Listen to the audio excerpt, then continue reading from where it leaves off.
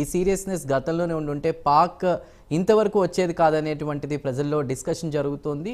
ఈ మాక్ డ్రిల్పై media through, social media through ఎక్కువగా జనాల్లోకి వెళ్ళాలి.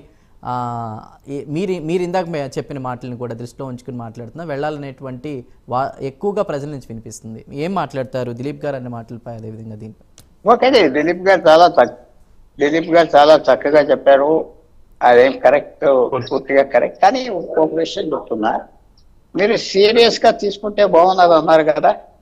ఫిబ్రవరి 23, 60 రోజుల క్రితం పాకిస్తాన్తో క్రికెట్ ఆడవచ్చా? పాకిస్తాన్తో కలిపి కూర్చోవచ్చా? చెప్పండి. ఎంత తప్పు, ఎవరు చేసిన తప్పు? వద్దు వద్దు వద్దు అని మాలాంటి వాళ్ళు అన్నారు. దుర్మార్గులు లాభాల కోసం ఆ క్రికెట్ బోర్డు ఎవరు చేయించారు? ఇది మీరు చాలా చక్కటి బాగా చెప్పారు. సీరియస్ గా లేదు ప్రభుత్వం. ఎందుకు లేదు? క్రికెట్ ఎందుకు అడిగారు చెప్పానండి. ఆ దుర్మార్గులతో ఆడొచ్చా? సినిమాలు వెళ్ళి దుబాయ్లో గిఫ్ట్లు వేస్తా వాళ్ళతో సీరియస్ గా భారత్ చెప్పండి. ఎవరు జవాబు చెప్తారు? జవాబు ఇప్పుడు క్రికెట్ మానేసామన్నారు, మళ్ళీ ఎత్తుతారా?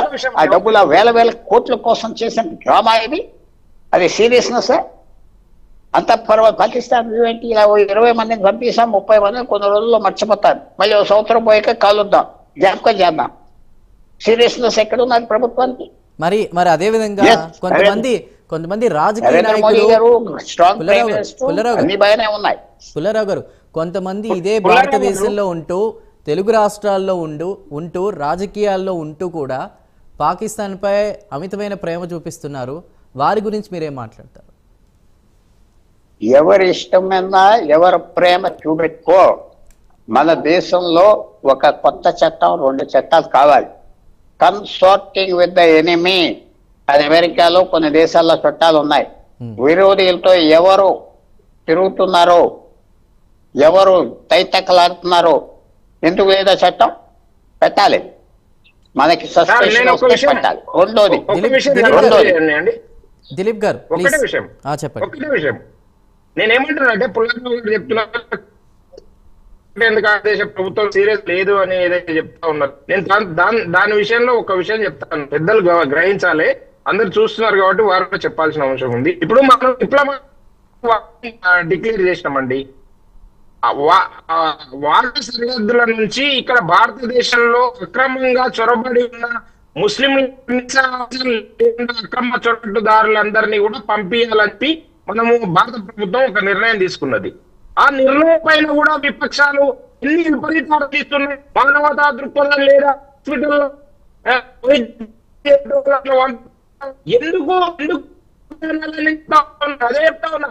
పాకిస్తాన్ తో మ్యాచ్ ఆడుతుంటేమో భారత ప్రభుత్వం.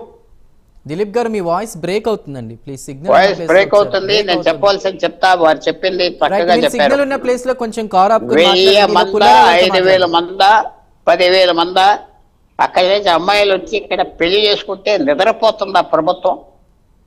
నా డ్యూటీ అది. ఎవరి డ్యూటీ? సిఆర్పిఎఫ్ లో పోలీసు పెళ్లి చేసుకోవచ్చు. అంటే మీరు పెళ్లి ప్రేమకు వ్యతిరేకం కాదు. నువ్వు రిజైన్ చేసి పోవాలి, వచ్చేయాలి, పర్మిషన్ తీసుకోవాలి. ఎందుకు తీసుకోలేదు?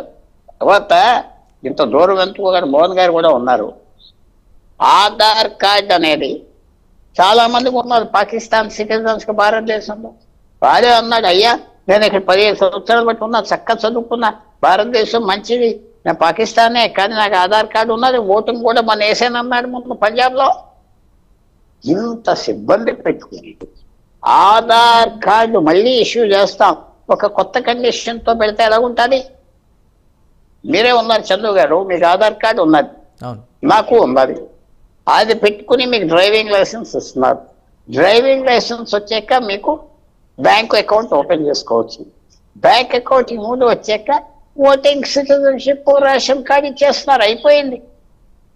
అందువల్ల ఆధార్ కార్డులు అన్ని చెకప్ చేస్తాం.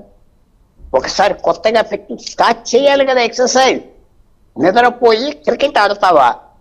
దిలీప్ గారు చాలా మర్యాదపూర్వకంగా చక్కగా అడిగారు. నేను ఒకటే చెప్తున్నా, నేను వాడు చేసాడు వీడు చేసాడు అని నేను అంటలేదు. ఎంత తప్పని. సరే, బెల్గాంలో సెక్యూరిటీ లేదు, అది గొప్పగా అమిత్ షా ఒప్పుకున్నారు. ఆ మీటింగ్ లో ఏమన్నాడంటే పొరపాటు అయిపోయింది అన్నాడు. చాలా గొప్ప వ్యక్తి. పొరపాటు అయిపోయింది అనగానే అందరూ ఓకే ముందుకు వెళ్దాం అన్నారు. ఆ పొరపాటు అయిపోయింది, ఈ పొరపాటు అయిపోయింది, దిద్దుకోలు. చాలా ప్రమాదం. ఎప్పుడు వస్తాడు మీ ఇంటి మీదకి ఎనిమి? మీరు రెడీగా లేరంటేనే వస్తాడు. మీరు రెడీగా ఉన్నారు కత్తులు కర్రలతో అంటే రాదు కదా. కంటిన్యూస్ గా చేయాలి. అక్కడ మన ఈ ప్రభుత్వాన్ని కాదు, చాలా వరకు నరేంద్ర మోడీ కొద్దిగా ముందలు తీసుకొచ్చాడు. చైనీస్ తరివేశాడు, ఎవరు చేయలేదు. 2020 ఏప్రిల్లో చైనా లడాక్ మీద వచ్చిందంటే కశ్మీర్లో ఆర్టికల్ 370 తీసేసాం. పాకిస్తాన్ ఒత్తిడి మీద వచ్చారు. ఏంటి మీరు చేసేది మా స్నేహం, ఇండియా అంతా తినేసిందని చెప్తే వాళ్ళు వచ్చారు. వచ్చి భారతదేశాన్ని బెదిరిస్తామంటే మన సైన్యం గవర్నమెంట్ ఆశ్చర్యంగా, నేను ఎప్పటి నుంచో చైనా స్టడీ చేసే వ్యక్తి, అంత ఎలాగా ఏం చేస్తాం అనుకుంటే నిలబడ్డారు, ఛాలెంజ్ ఇచ్చారు, పోయింది చైనా. దాన్ని తక్కువ అంటలేదు. మోడీ గారు గవర్నమెంట్ చాలా గొప్పగా చేసింది. కానీ ఇంకా చాలా చేయవలసినవి ఉన్నాయి. సరే ఎవరైనా చెప్పొచ్చు, ఆ ప్రశ్నలు అడిగేవాడికి చెప్పేవాడు లోకువాన్ సామెత ఏదో ఉన్నారు కదా. సో మనం ఎన్నైనా ప్రశ్నలు అడగవచ్చు, చెప్పేవాడు చెప్పలేకపోతాడు, అది తప్పది. మనం కోరేది ఏంటంటే దేశం ఇంకా అలర్ట్గా ఉండాలి. మాక్ డ్రిల్సే కాదు, ఏదో తమాషాగా టీవీ షోలో చూసినట్టుగా మాక్ డ్రిల్స్ ఎలా ఉంటుంది కాదు. చాలా సీరియస్నెస్ తేవాలి భారతదేశానికి. తీసుకొస్తారు. నేను ఈ గవర్నమెంట్ చేసింది మంచిది, ఇంకా చేయాలంటాను. చేయాలి. అది చెప్పబోతున్నారు, విందాం. రైట్ దిలీప్ గారు, మాట్లాడతారు కానీ ఒక్క నిమిషం సార్, ఒక చిన్న బ్రేక్ తీసుకుందాం. బ్రేక్ తర్వాత మళ్ళీ డిబేట్ కంటిన్యూ చేద్దాం. Take a small break, stay tune.